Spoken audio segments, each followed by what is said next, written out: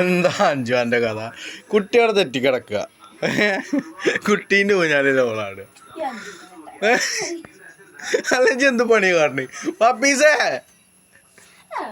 പപ്പീസേ ഇവിടെ വാ. ആദ്യം കീറി,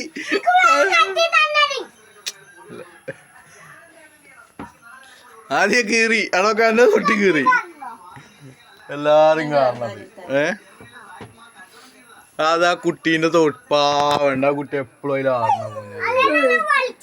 ആ പാവണ്ട്. ഇല്ലെങ്കിൽ എന്ത് പണി കാട്ടി? കീറി കീറി കീറിടി. ഇവിടെ നോക്ക്, പാവണ്ടാണോ ആ കുട്ടി.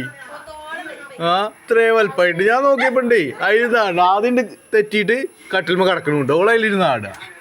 ആണ് കെട്ടിക്കൊടുക്ക് കെട്ടിക്കൊടുക്ക്. പാവണ്ട്.